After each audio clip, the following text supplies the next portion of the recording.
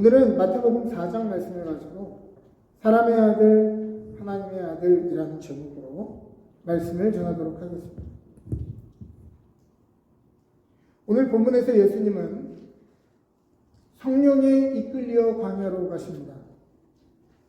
성령에 이끌린 광야에서 주님은 무엇을 하셨습니까?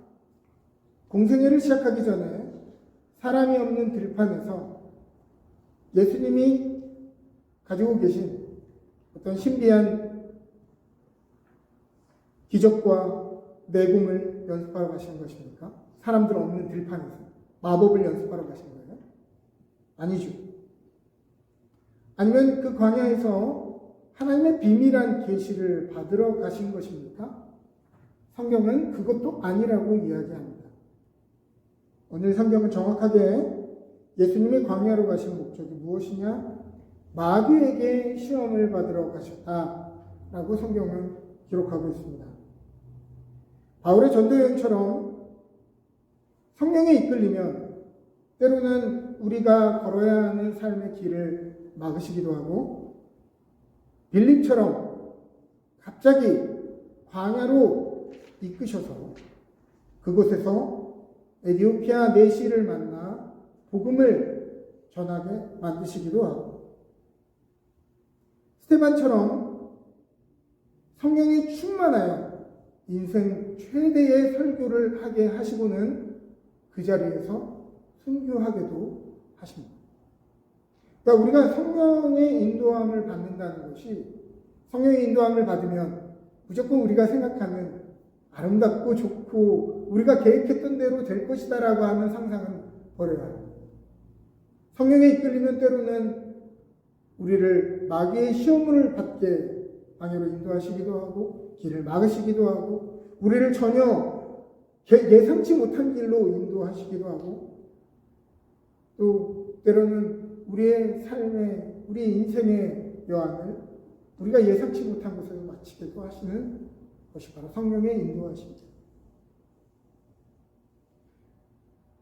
성령의 인도하심이 우리가 생각하기로 늘 아름답고 행복한 과정은 아니겠지만 반드시 우리에게 필요한 길로 인도하시는 길이라는 것을 여러분 믿으시기를 바랍니다. 예수님의 경우 예수님은 시험을 당하시기 위해 성령에 이끌려 광야로 가셨고, 그곳에서 하신 것은 40일을 밤낮으로 금식하셔야 하는, 굶주리셔야 하는 일이었습니다. 여러분들이 살면서 가지고 있는 가장 배고팠던 기억들을 한번 떠올려 보시겠습니까? 언제 여러분들이 가장 배고프셨습니까? 언제 여러분들이 가장 배고팠다고 기억하십니까? 놀랍게도 40일은커녕 몇 끼 안 먹은 그 기억일 것입니다. 혹은 한 끼를 길게 못 먹은 날이었을 수도 있고,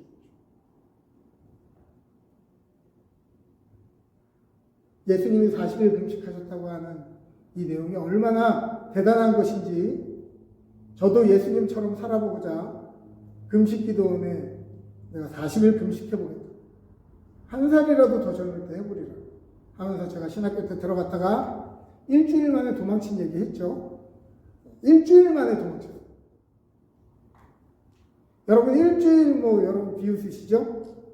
일주일 굶으면요, 옆에 사람 성경책, 그 갈색 성경책이 빵으로 보여요. 진짜입니다. 그 금식 기도원이라고 해가지고 모두가 다 금식하는 거 아니거든요. 어떤 사람은 한 끼만 금식하고 어떤 사람은 세 끼 다 금식하고 그런데 식당이 있어요. 근데 저는 풀 금식하기로 하고 들어갔는데, 이렇게 음식 먹고 들어오는 사람이 이렇게 들어오면은 오늘 반찬이 뭐였는지 냄새가 나요. 우리가 평소에 살 때는 음식 냄새 해봤자 무슨 반찬인지 모르잖아요. 그냥 음식 냄새가 나네, 이 정도지. 근데 일주일 굶으면 오늘 반찬이 뭐였는지가 그 세밀한 냄새를 통해서 파악이 된단 말이에요. 사람이요, 초감각적인 어떤 초능력의 상태가 돼요.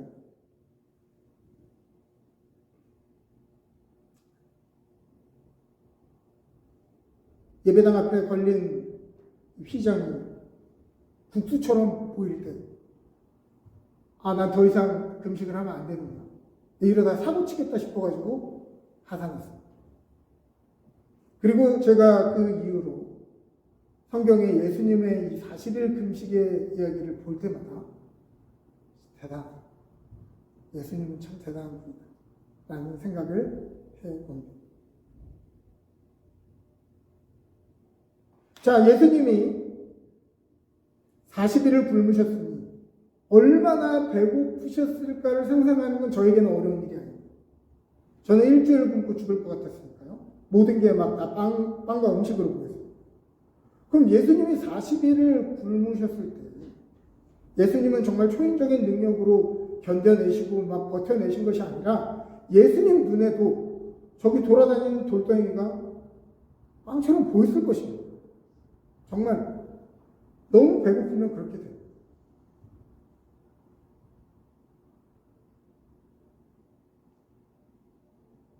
그러던 중에 마귀가 찾아와요. 그래서 마귀가 막 굉장히 신박한 얘기를 한 게 아니에요. 지금 예수님도 막 환각에 보일랑말랑한 걸 가지고 얘기하는 거예요. 지금 너 저거, 저 동그란 거 저거 빵으로 보이지? 배고프면 돌을 빵으로 바꾸면 되잖아. 이 정도로 얘기한 게 아니에요. 뭐라고 얘기했죠? 만약에 네가 하나님의 아들이거든 저 돌을 바꾸어 빵으로 바꿀 수 있지 않겠냐? 라고 얘기해요. 우리의 삶에 비참함을 느끼는 순간은 단순히 배고픈 순간이 아니에요. 삶이 녹록지 않을 때 하나님이 나를 버리신 것 아닌가? 라는 생각이 들 때 우리의 마음이 복잡해집니다. 오늘 마귀는 그 부분을 공략하고 있습니다. 야, 하나님이 너를 하나님의 아들을 이렇게 배 굶주리도록 내버려 두시겠냐? 네가 만약에 하나님의 아들이거든 아마 이렇게 반말로 하지 않았을 거예요. 아주 공손하게 당신이 하나님의 아들이지 않습니까?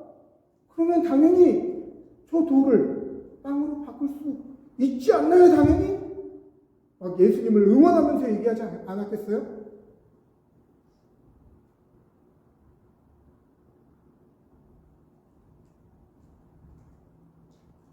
우리의 삶에도 우리의 삶이 녹록지 않을 때 단순히 배고픔과 오늘 먹고 사는 것이 팍팍한 것이 우리의 마음을 힘들게 하는 것이 아니라 하나님께 화가 나요. 하나님, 내가 하나님의 자녀인데 이 먹고 사는 것도 해결 못하면 되겠습니까? 지금 먹고 사는 이 문제 해결해 주셔서 내가 하나님의 자녀인 것을 증명해 주십시오. 우리는 그렇게 기도한단 말이에요.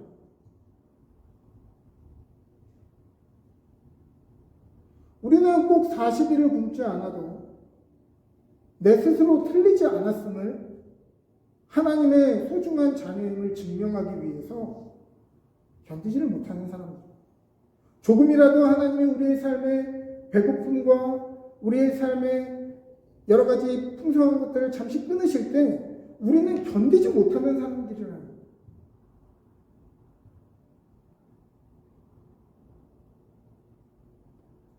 예수님은 40일 동안 광야에 머무시는 동안 정말 아무도 예수님이 40일 동안 광야에서 무슨 일을 하는지 궁금해하지 않았어요. 예수님은 홀로 광야에 가 계셨어요.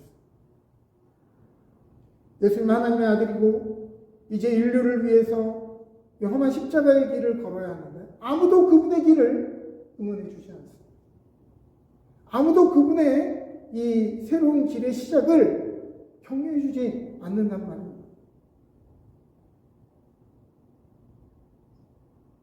예수님은 광야에서 노바디가 되셨습니다. 그러자 마귀는 이야기합니다. 거룩하신 하나님의 아들이요. 그러지 마시고 성전에서 지금 뛰어내리시면 천사가 당신의 발을 받쳐줄 거 아닙니까? 그러면 저 밑에 있는 성전에 왔다 갔다 하는 사람들이 당신을 보고서 당신이 얼마나 대단한 사람인지, 얼마나 위대한 사람인지 칭송하고 당신을 따르지 않을까요? 얼마나 앞으로 세상을 구원하시겠다고 하는 당신의 사역이 얼마나 효과적으로 진행되겠습니까? 여기서 이러지 마시고, 여기서 궁상 떨지 마시고, 여기 성전 위에서 한번 뛰어내려 보시면 되지 않겠습니까? 당신은 하나님의 아들이니까요.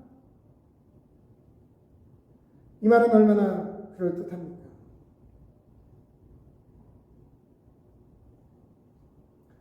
제가 이민교회 목사로서 반복해서 이야기하는 것은 참 이민 생활이 쉽지가 않다는 것입니다. 왜냐하면 이민의 삶을 살아가는 사람들은 보통 사람들은 이민하지 못해요. 여기 계신 분들은 막 평범해 보이고 뭐 그냥 아줌마처럼 보이고 그냥 아저씨처럼 보여도 이게 보통 기준으로 보면 여러분은 보통 사람들이 아닌 것입니다. 보통의 용기를 가진 사람들이 이곳에 오지 못하고요. 보통의 어떤 능력을 가진 사람들이 이곳에 오지 못해요. 대단한 능력을 가진, 대단한 용기를 가진 굉장히 진취적인 사람들만 온단 말이에요. 근데 여기에 오니까 어떻게 돼요? 영어를 잘 못해요. 우리가 생각했던 것과 삶이 달라요. 그러니까 어떻게 되냐면 이곳에서 우리는 노바디가 됩니다. 한국에서는 친구들 사이에서는 그 직분 사이에서는 명망 있는 사람이고 이름만 되면 저 사람 총명받는 사람, 알만한 사람. 그런데 캐나다에 오니까 또 알아주죠. 어디 뭐 관공서에 일 처리 하나 하려고 하면 내가 장애를 가졌나, 언어 장애를 가졌나 느낄 정도로 쩔쩔매는 우리의 모습을 보면서 내가 nothing, 아무것도 아니구나.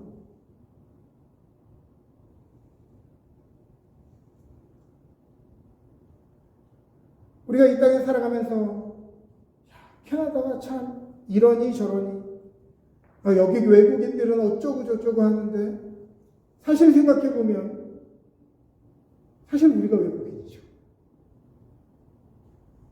우리가 얹혀 사는 사람이죠.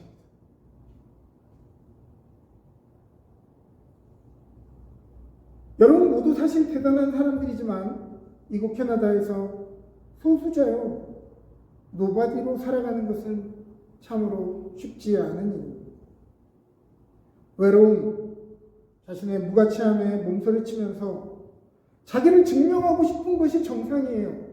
근데 내 자신을 증명하고 싶어 해도 어디서 증명하냔 말이에요.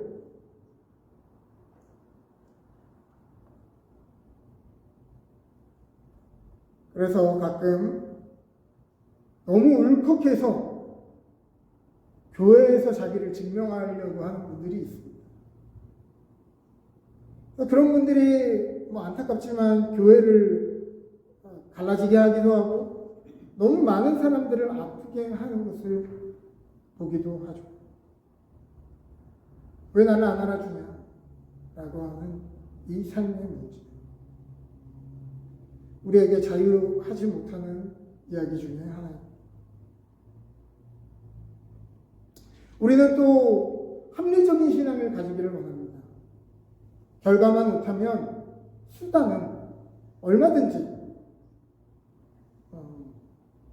다른 곳들로 돌아가도 되지 않겠냐라고 하는 합리적이고 실리적인 생각이죠.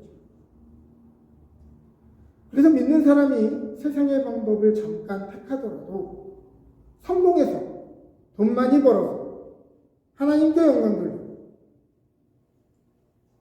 교회 건물 짓고 그러면 되는 것 아니냐라고 생각할 때가 있습니다. 그래서 결국에 하나님의 영광이 되는 것이라면 나는 잠깐은 무릎 꿇을 수 있다라고 하는 거예요. 교회가 사람의 인원수로 하나님의 뜻을 이룰 수 있다면 광장에 집결해서 이 나라를 하나님의 나라로 바치면 얼마나 좋겠냐는 거예요. 예수님도요, 굳이 육시를 당하는 십자가를 지고 조롱받으며 죽으실 필요 없이 하나님의 영광도 이루고 사람들도 구원하는 윈윈의 전략을 선택할 기회를 받으십니다. 나에게 저라면 내가 너를 꼬봉으로 삼겠다 한 게 아니야. 저희가 그냥 한번 인사 까딱 한번 해보십시오. 내가 당신이 걸으셔야 되는 십자가의 길 그거 말고 편안하게 저 나라들을 가지게 해드릴게요. 당신은 그럴 자격이 있습니다. 지극한 하나님의 아들이요. 이렇게 얘기했겠죠, 예수님.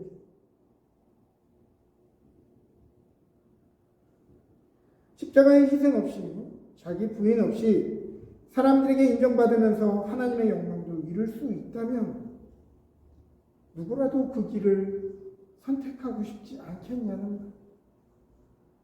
그러나 예수님은 자신이 걸어가는 길은 사람들이 가고 싶어 하지 않는 인기 없는 길, 좁은 길이라고 말씀하십니다. 생각해보면 예수님은요, 철저하게 인간으로 사셨습니다. 인간들과 똑같이 허기를 느끼시고, 인간들과 똑같이 피곤함을 느끼시고, 인간들과 똑같은 감정들, 슬픔, 두려움, 아픔, 서운함, 상실감을 느끼며 사셨습니다. 우리가 예수님은 그런 감정을 느끼지 않으셨고, 예수님은 완벽한 감정 체계를 가지셨다라고 생각한다면 그것은 오산입니다. 성경에서 계속해서 등장하는 예수님의 모습은 이런 인간적인 감정을 느끼시는 예수님이기 때문에 그렇습니다. 그러므로 여러분, 살면서 이런저런 감정에 둘러싸이는 우리의 모습을 보며 낭망하지 마시기를 바랍니다. 예수님도 그러한 감정의 소용돌이 속에서 사셨던 분이었다는 것을 기억하시기를 바랍니다. 또 우리 안에 어떠한 감정의 소용돌이가 있다고 해서 낙심하지 마시고 포기하지 마십시오. 또 예수님은 철저하게 인간으로 사셨습니다. 예수님은요, 시간과 공간을 뛰어넘지 않으시고 제한된 공간과 시간과 물리적인 법칙 안에 사셨습니다. 물론 예수님이 가끔 물 위를 걸으시거나 우리가 생각지 못하는 물리적인 법칙을 뛰어넘는 물로 포도주를 만드신다거나 물리적인 법칙을 뛰어넘으시는 때도 있었지만 예수님의 대부분의 인생은 시간과 공간을 생략하지 않고 제한된 공간과 시간 안에 사셨다는 것입니다. 어떤 곳으로 이동하실 때 아주 오랜 기간을 걸쳐 걸어서 이동하셨고, 때로는 배를 타고 이동하셨고, 산을 넘어 사람들을 찾아가시고 복음을 전하셨습니다. 너희들은 걸어와라. 나는 먼저 갈게. 텔레포트로 축축축 해가지고 그 다음 마을에 있지 않으셨단 말이에요. 예수님은 인간으로 사셨어요.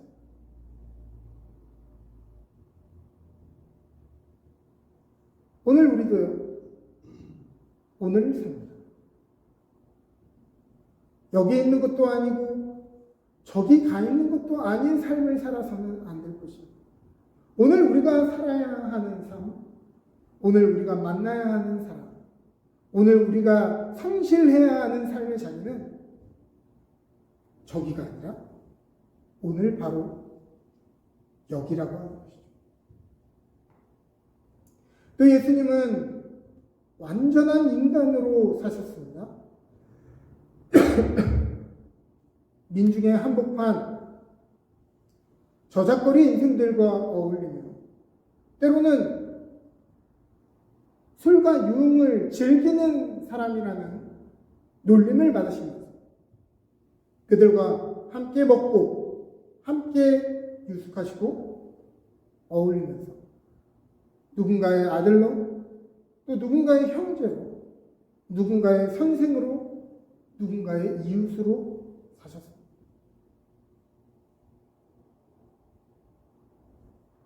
저는 오늘 우리에게 정말 부족한 것은 거룩한 삶이 아니라고 생각해요. 정말 오늘 우리에게 부족한 것은 거룩함이 아니라 인간미라고 하는 거죠.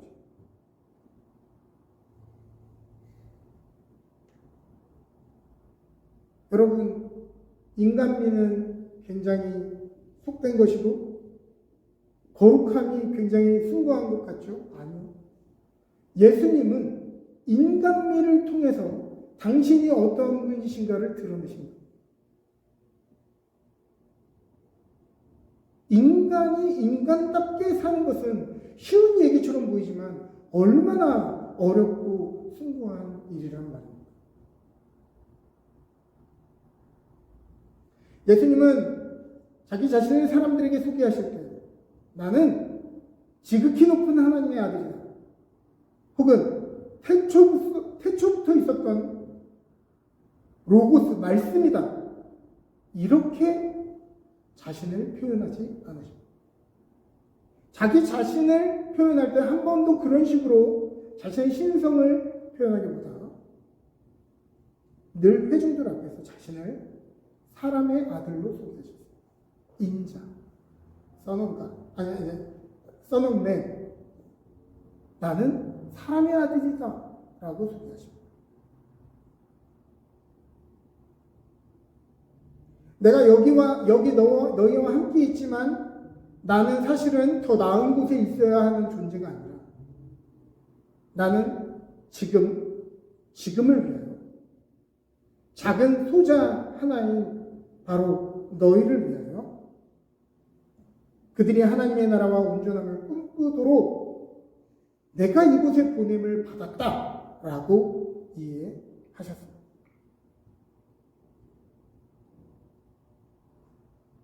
저는 오늘날 믿는 사람들이 자기를 너무 높이 평가하지 않았으면 좋겠어요. 오늘 우리는요, 지금 내가 여기 있을 사람이 아닌데, 내가 더 나은 사람으로 인정받아야 되는데, 내가 더 나은 사람으로 사람들에게 기억돼야 되는 데가 아니라, 예수님처럼 오늘 우리는 지금 이곳을 위하여 우리 옆에 있는 이 사람을 위하여 우리는 부름을 받은 사람들이라는 것입니다.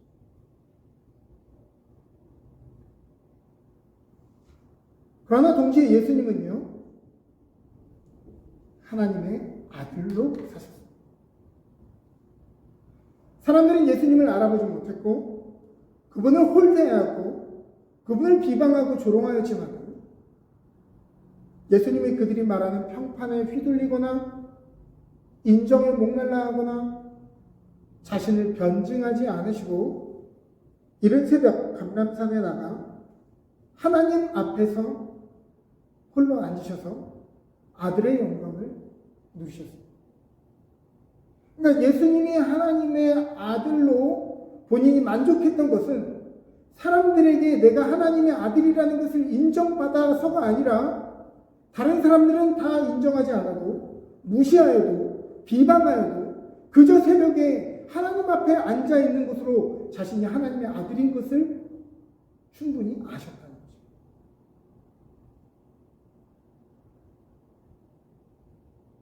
오늘 우리가 하나님의 자녀이기 때문에 하나님의 아들이기 때문에 하나님의 딸이기 때문에 세상에 우리를 굉장히 각별한 존재로 봐주기를 바랍니다. 성공적인 존재로 봐주기를 바랍니다. 대단한 존재로 봐주기를 바랍니다. 아니죠.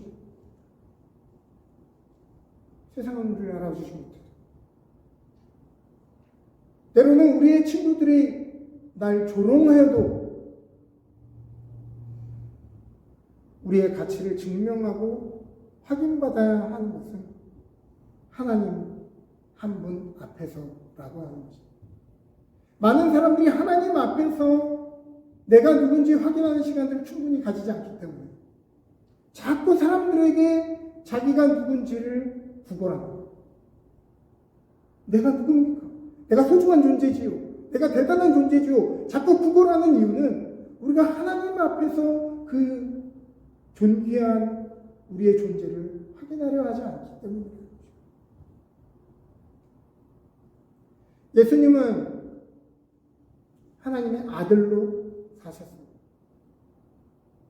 광야에서 사탄이 증명해보라고 한 아들의 권세, 기적을 베풀고 사람들이 우러러보고 세상 만국의 권세를 누림으로가 아니라 말씀으로 고단함과 배고픔에 삼켜지지 않으시고 말씀으로 하나님을 시험하지 않겠다라고 선포하시며 말씀으로 주 하나님만 섬기겠다고 결정하십니다.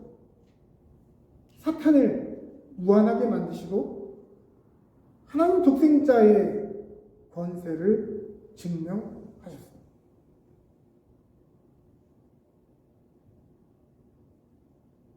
그러나 우리는 하나님의 아들로 하나님의 자녀로 살아간다고 하면서 우리가 원하는 건 뭐예요? 내가 잘 믿어서 내 삶에 좋은 일만 일어났으면 좋겠다. 내가 잘 믿어서 내 삶에 행운만 가득했으면 좋겠다. 내가 잘 믿어서 기적이 내 삶에 일어나고 사람들이 저 사람은 참 믿음 좋구나 우러러보고 세상 만국에 어떤 권세를 지님으로 신앙을 가져도 그저 그렇게 믿는 신앙이 아니라 믿어도 사람들에게 유명한 믿음 있잖아요. 목사가 돼도 그냥 시골에 있는 그런 목사님 말고 CBS에 나와가지고 설교도 하는 그런 목사님 말이에요. 저희 어머니가 그런 목사님들은 맨날 그렇게 얘기하시는데 그렇죠. 그런 모습으로 우리는 하나님의 자녀인 것을 증명하고 싶죠. 그러나 말씀에 순종하고 그 능력을 집요하게 붙듦으로써 사탄이 우리가 하나님의 자녀인 것을 아는 것입니다. 우리에게 대단한 능력이 나타나서 그것이 우리가 하나님의 자녀인 것을 증명하는 것이 아니라 우리가 하나님의 말씀으로 죽고 살아서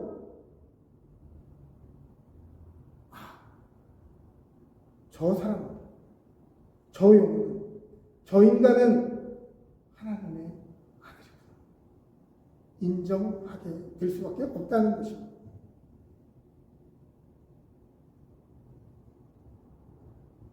예수님은 하나님의 아들로 사셨습니다. 그분이 어떠한 대단한 능력을 행하셔서 하나님의 아들로 사신 것이 아니라 모든 사람에게 환대받았거나 하나님 아들의 특별한 권세를 사용해서가 아니라 자신의 삶에 짊어진 사명을 이루기 위해 말하시고 행하시고 십자가에서 죽기까지 순종하셨기 때문입니다. 십자가에서 물과 피를 다 쏟으셔서 숨을 거두기 직전까지 약속의 말씀 하나라도 놓칠까 싶어 자신의 땀과 피를 다 쏟아가시면서 정신을 잃어가시면서도 마지막 힘을 짜내어 예언된 말씀을 이루시죠. 무엇입니까? 내가 목마르다. 예수님은 처음부터 목마르셨어요. 골고다를 걸을 때부터. 근데 예수님이 참으셨다가 정말 힘이 다 다하는 그때 내가 목마르다 하신 것은, 물론 예수님이 그때 목마르신 것도 였지만 당신에게 허락하신 약속의 말씀들을 하나도 놓지 않으시고 그 기운이 없는 가운데서 그 말씀을 기억하시고 내가 목마르다 하신 것입니다.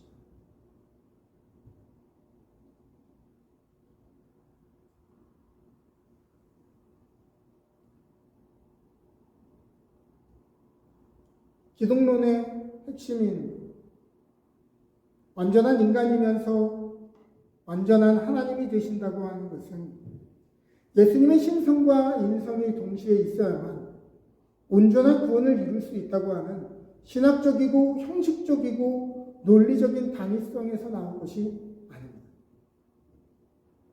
그것은 예수님이 철저하게 사람의 아들로서 어떻게 이 땅을 하나님의 아들로 살아가셨는지 보여주심을 통해 오늘 사람의 아들인 우리가 어떻게 사람의 아들로서 이 땅을 하나님의 아들처럼 살 수 있는지를 우리에게 보여주시고자 함이었다는 것입니다.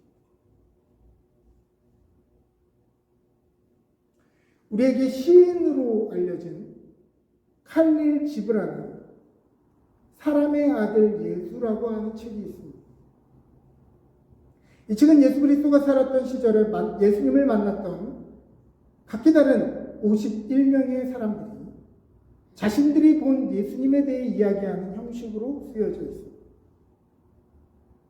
다양한 사람들이 예수님에 대한 증언을 통해 사람의 아들이신 예수님의 진정한 본질과 그분의 삶이 우리에게 전해주려는 진정한 가치를 볼 수 있죠. 페이지 21페이지에서 등장인물의 입을 벌려 작가는 다음과 같이 우리에게 이야기합니다. 제 마음속에는 영원히 사람의 아들 예수가 살아계십니다. 가장 인간다운 초월자로서 그리고 우리 모두에게 시를 지어주셨던 시인으로서 그리고 깊이 잠든 우리의 영혼의 문을 두드려 우리를 무지로부터 깨어나게 하시고 방해문 없이 앞으로 나아가 참된 진리를 만날 수 있게 해주신 성령의 영으로 말입니다.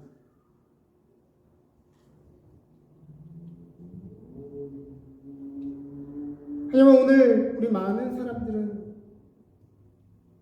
사람의 아들로 살아야 할 때 초월적인 하나님의 아들처럼 살려고 했습니다. 믿음을 마치 벼슬처럼 여기고 세상을 바라볼 때 내리 깔아보면서 이야기를 해도 니네가 알아듣든 말든 우리는 말한다라고 얘기하면서 종교적인 언어, 종교적인 문화, 차별적인 사고를 하는 것이 거룩이라고 생각해요.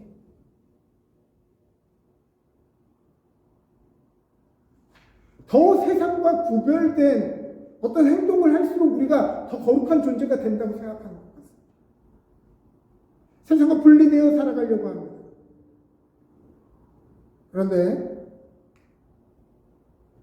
우리가 그것을 보통 뭐라고 생각하냐면 세속주의라고 하죠. 세속주의. 세속주의는 신앙인들이 분리되어야 할, 피해야 될 세상적인 습관이라고 우리가 이해하고 있지만 사실 이 용어를 처음으로 사용한 1851년도 조지 홀리요크의 주장에 의하면 이 세속주의라고 하는 말은 기구와 관습, 가치관, 그의 사상이 종교와 종교적 믿음으로부터 분리된 삶을 살아야 한다고 하는 것이 세속주의.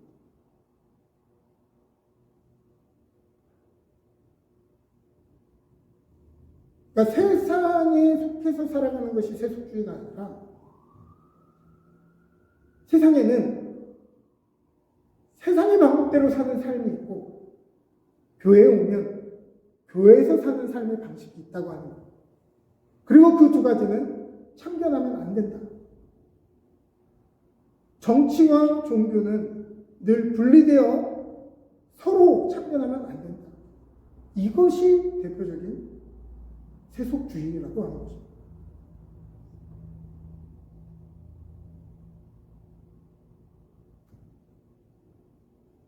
우리가 세상을 살아갈 때는 세상의 반복과 가치관을 따를 수밖에 없기 때문에 신앙생활할 때 철저히 그것들과 상관없는 신성함을 추구하려고 하는 그 시도가 세상과 세상 문화에 속하지 않으려고 하는 우리의 분별된 마음이 그 속의 사람들과 분리되어 우리를 살아가려고 하는 시도가 세속주의라는 거죠. 우리의 이해랑은 다르죠.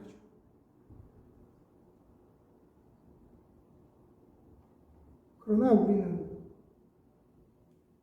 사람의 아들. 우리는 누군가의 아들로, 누군가의 딸로, 지역의 이웃으로, 일터의 성실한 일꾼으로 사람들을 진솔하게 만나면서 복음을 살고 복음을 나누라는 부름을 받았습니다. 우리는 이 사람들과 함께 먹고 어울리며 서로의 아픔과 슬픔의 순간을 함께 하면서 하나님의 사랑이 어떠한 방식으로 우리에게 일하는지 우리가 살아내야 할 필요가 있습니다. 그러나 저도 일터에서 살다 보니 사람의 아들로 살아가는 것이 얼마나 어려운지를 깨닫습니다. 그러니까 하나님의 아들로 그저 그 사람들하고 말 안 하고 저 사람은 목사야, 저 사람은 뭔가 우리와는 달라 라고 하며 살아가는 건 오히려 쉬워요. 근데 그들과 함께 어울리며 그들과 함께 일하며 그들과 함께 울고 웃는 것은 정말 어려운 일이에요. 그러면서도 거룩함과 순결함을 지키며 그들 안에 살아가는 것은 정말 어려운 것입니다. 상처받지 않기 위해 모른 척하고 상처받지 않기 위해 담을 쌓는 것이 편해 보입니다. 그러나 우리는 하나님의 아들들, 우리는 세상이 정해놓은 인정의 기준과 평판에 목말라 하지 않고 우리를 위해 스스로 증언하시는 하나님 앞에 나아가 우리의 존재를 찾는 사람입니다. 이 세상 사람 날 몰라줘도 뒤돌아서지 않겠네. 주 예수보다도 귀한 것은 없네. 세상 즐거움 다 버리고 세상 자랑 다 버렸네. 주 예수밖에는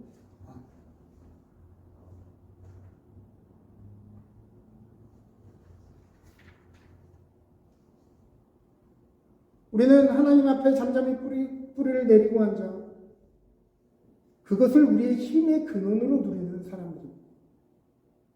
삶의 고단함과 욕망에 휘둘리기보다는 말씀으로 집요하게 우리의 속사람과 우리의 속마음을 밀어 올리며 말씀이 내가 걸어야 할 십자가의 길을 선택하도록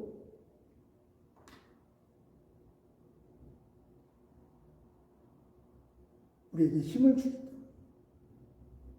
우리는 비로소 사람의 아들이지만 하나님의 아들이 되는 것입니다. 말씀을 마칩니다. 사랑하는 여러분, 예수님을 닮아가는 고난의 축제, 사순절 오늘 우리가 훈련하고 반복해야 될 경건한 연습이 무엇입니까? 세상을 등지고 세상과 나를 분리하며 살아가는 것입니까? 하나님이 보내주신 우리의 삶의 자리에서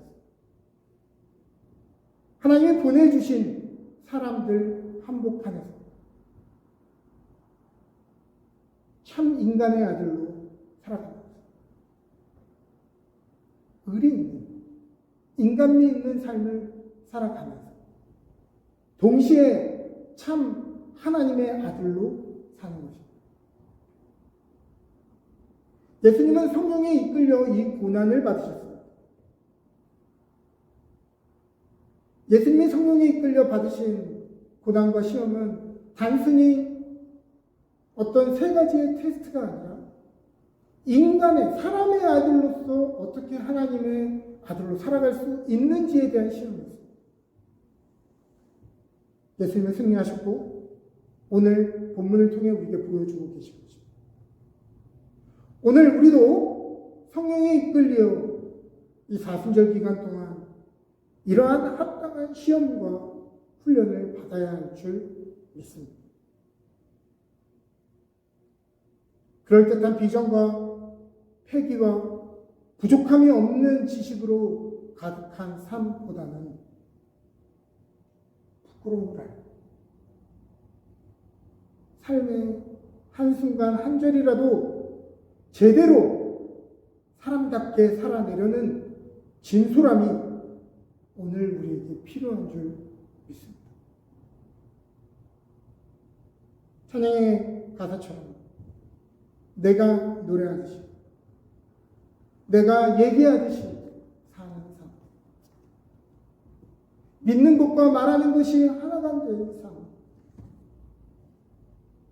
내가 말하는 것과 사는 삶의 모습이 막 대단한 삶은 아니더라도 그 간격이 좁은 삶, 진실한 삶, 오늘 그 삶을 연습해야 할 줄 믿습니다. 주님, 사람의 아들이 되게 하옵소서. 하나님의 아들이라고 하면서 인간미 없고 의리 없고 정말 비열한 인생이 아니라 사람의 아들로서 진실하게 살아가는 마음이 있게 하여 주옵소서. 사람의 아들로서 하나님의 아들로 살아가는 능력이 우리 안에 있게 하여 주옵소서. 기도하겠습니다.